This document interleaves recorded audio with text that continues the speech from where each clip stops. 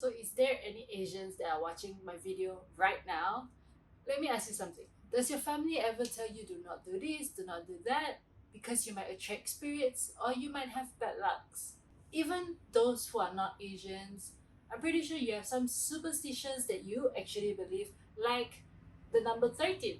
It's unlucky for you guys, right? So there are things that are unlucky as well for Asians. Hi guys, is everyone feeling alright today? My name is Sherry. Welcome back to my channel. So in my previous video, if you've watched it, I've already done the do's and don'ts during the Hungry Ghost Festival. Yes, then I thought, why not I do a video of superstitions of daily life? Daily what you should do, what you shouldn't do, that might bring you bad luck. Disclaimer first, some might sound very ridiculous to any one of you and to me as well, but bear with me because I grew up with that. So let's get into it. So you might hear me repeat a few points, a few ideas, and a few superstitions that I have mentioned in my previous video, the Hungry Ghost Month video, but it also has the superstitions for daily life, which is no whistling at night. It still applies every day. It doesn't only apply during the Hungry Ghost Month. The next one is actually do not play hide and seek at night.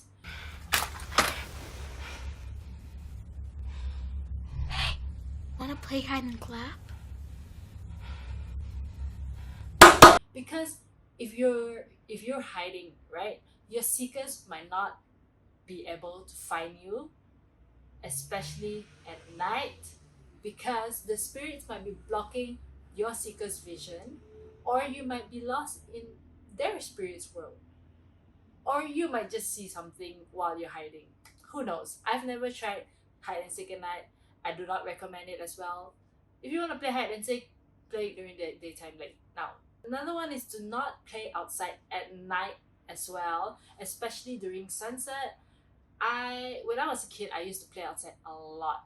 So my family would always tell me, do come back before 6:30. So the sunset in my hometown is actually 6:45. So I have to be back by 6:30. That's my curfew. Why is it you cannot play during the sunset? It's actually because that's when the spirits start to come out and start to roam around.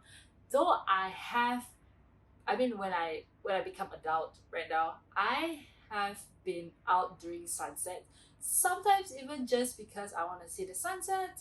But so these are the superstitions for gifts, which is the first one: do not give your partner, your friends, anyone that you are close with, shoes.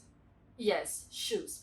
Why did I mention shoes? Is because if you give them a pair of shoes as a gift, it's a superstition that they might run away from you soon or later or now. Who knows? No one knows the period of time, but that's the superstition that I grew up with. But however, to remove that superstition and that bad luck away, you can actually ask whoever that you're buying the gift for, ask them to pay you back. It can be as little as 10 cents or 1 ringgit. It doesn't really matter, but as long as they pay you back a bit, it can remove the superstition. Next one is also do not give anyone a clock or a watch. Yes, it's actually a really bad sign if someone gives you like a watch according to this superstition. I'm not saying that everyone is bad, I have bad intentions, but it's like they are hoping death upon you, which means the clock, right, the watch, even though it's like ticking, it's like ticking, like counting down to the days to your death, which is a bad sign. And relating to the shoes again, always bite your shoes. This is where it might sound very, very, very ridiculous, but when you bite your shoes, your new pair of shoes, it's like you're breaking them in a sense. So if you bite your pair of shoes first, your pair of shoes would not hurt you or bite you in a way where you get blisters, you might feel pain after walking too long in it. Actually, fun fact, I've tried it before when I was a kid. My family would always tell me, bite your shoes before you wear them, the new shoes. I did it. Yep, I did buy my shoes, but it didn't work. I want to say that it only matters what shoe size you buy and what material you get. If you get rubber and you get a tighter shoe, you're obviously gonna get blisters, cord, all that. So do you realize how every building, every hotels, wait, not every, but most hotels, most buildings in Asia, we do not have fourth floor. Or they will always replace it with 3A or straight away skip to number 5. Do you ever realize that when you travel in Asia? That is because in Chinese, 4 is 四. 四 in Chinese means death. Yes, it could mean death, it could mean number 4, which is why Chinese tends to avoid number 4 a lot. Now, next, which is the traveling one.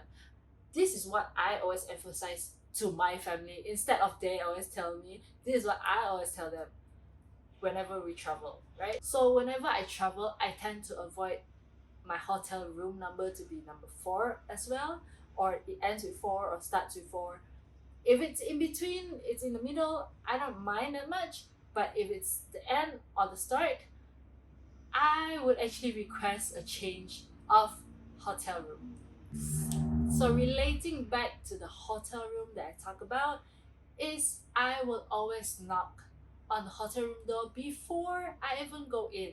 So every time, okay, I'm just gonna show you how I do it, which is every time I go in front of my hotel room, right?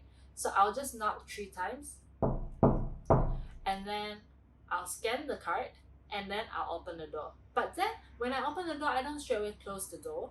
I'll just take the rubber stopper and put it under the door, let the door wide open, and then I'll start switching on all the lights. I'll open the curtains, I'll switch on the TV, I'll flush the toilet. Why? Because the room, you don't know how long the room was vacant before you even sleep in it, right? Before you actually book the room. So it could be empty for about a month. And if you watch my previous Hungry Ghost video, you will see that I talk about the yin and yang energy, where hotels are mostly bad energy. So you might never know if there's a spirit in there that might live in there before you come in and occupy that space. So again, in hotel rooms, if you found that your bed is facing the mirror, try to avoid sleeping directly in front of the mirror. Try to maybe move your bed a bit to move away from the mirror, because it's a bad thing to sleep in front of mirrors. That goes the same to your room in your house. Yes, do not sleep in front of the mirror, because if your soul come out when you sleep, because I don't know whether this is true or not, but then if your soul come out when you sleep, and if your soul see its own reflection in the mirror, your soul might get startled by it, and yeah, might not even come back to your body. And then another thing about mirrors is actually mirrors are what is known to be a portal. So if you do have 2 mirrors or multiple mirrors in your house or in your room, do not let the mirrors face each other. Like, let's say, like this wall has one mirror and this another wall has another mirror. So do not let it face each other. Try to move the mirror away, or even if your wardrobe has a mirror, do not let it face another mirror. It doesn't matter whether there's a door in between, just don't let it face each other, because it creates a portal for the spirits to come out. Yes, if it does make sense, because if you look at your own reflection in the mirror and there's another mirror behind you, you see endless of reflections, right? So I do believe that it does create a portal for them, for spirits to walk through, because it's endless. Mirror facing mirror, the reflections are endless. So do avoid it, or try to, if you found one in your house right now, do try to move it around. Another one is actually recently my paternal grandmother just passed away, and yes, I attended the funeral and everything. I was there. So After that, when I go home, I do not straight away go into my house because my family will always put a pail of water with pomelo leaves in it. So we will always have to wash up, maybe just rinse ourselves with the water, and then we can go in the house. So how I usually do it is I will take up and wash my face, and then wash my hand, and then wash my feet. Yes, so I will always do that before I enter the house because it is believed that we are rinsing the bad luck or the spirits away.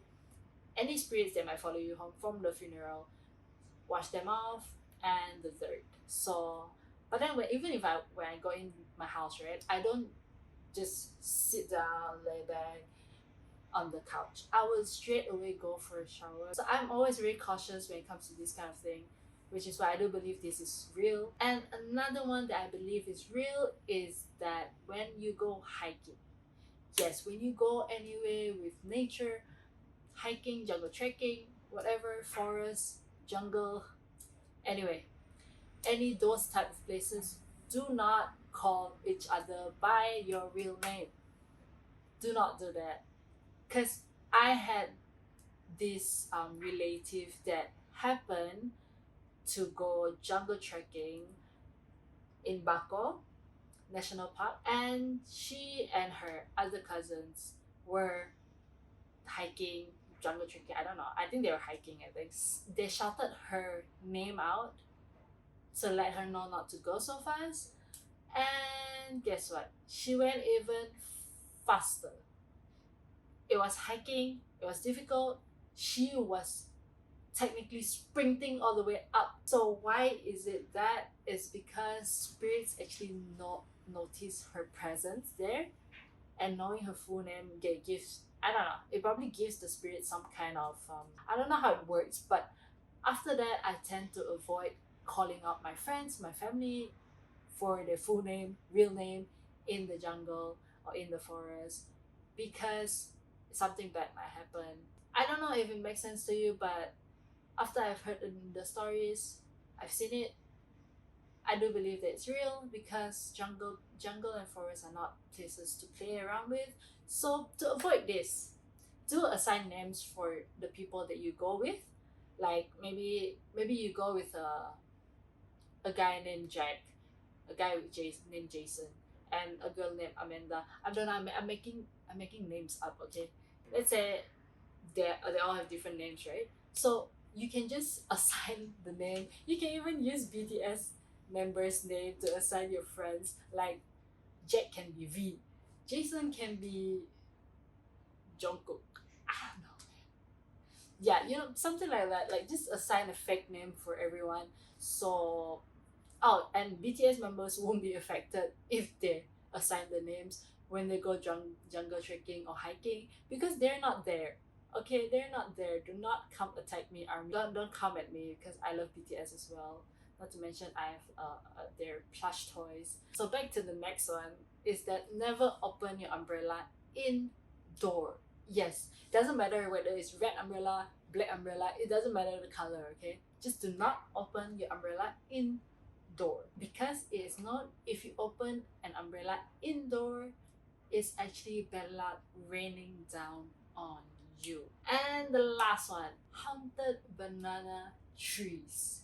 Yes, banana trees are known to be haunted, like from where I'm from, okay, in Asia. So banana trees are believed to be where vengeful spirits reside. Yes. And why I say vengeful is, let me tell you the whole why is it haunted kind of thing. So these spirits tend to take the form of a very beautiful young lady. Though I've never seen it, but this is what you can even Google it. Okay, this is what people say, and they tend to lure men. Yeah, they lure men towards them. So if you are driving or walking past a banana tree, you see a beautiful young lady. Do not approach the lady because once you approach, you might get all these sweet words from her, be so attracted to her, to the point if she say, "Come, follow me, I'll give you some pleasure. Yes.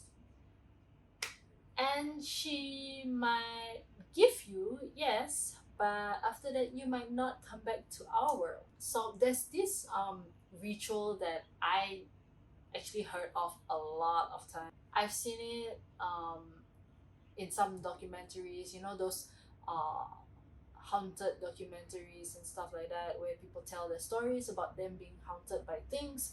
Yes, I've seen the documentary as well. So the ritual is actually that you can tie a red string, one side of the red string, to the banana tree, and then the other end of the red string to your toe. And I don't know whether this applies to female, but I know it applies to male. So if you do that, right, at night when you sleep, the spirits will follow the red string and come towards you. Yes, the spirits will go in your room and wake you up and tell you, and I will ask you, what do you want? Why do you tie me up to you? So if let's say you wanted pleasure, okay? You only wanted pleasure from her. She will give you the pleasure, but in that case, she's actually bonded already with you. The moment you tie the red string, you are already bonded spiritually with her. So I don't know how you break the bond, but I don't think it's you. I don't think you can cut the red string off, because if you cut the red string off, something bad will happen to you as well. I've seen the stories, I've heard of it a lot. So I don't know how do you break it. You can just Google it. It's probably a very famous one. You can just Google haunted banana trees. Yes, it'll definitely come out.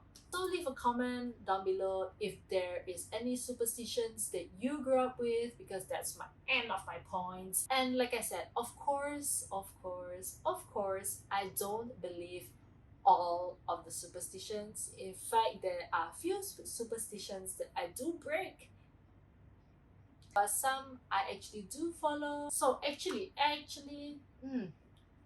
I might do a part 2. Doing this video right now, I suddenly have a few more other superstitions that just popped up in my mind. So I will add it in the next video.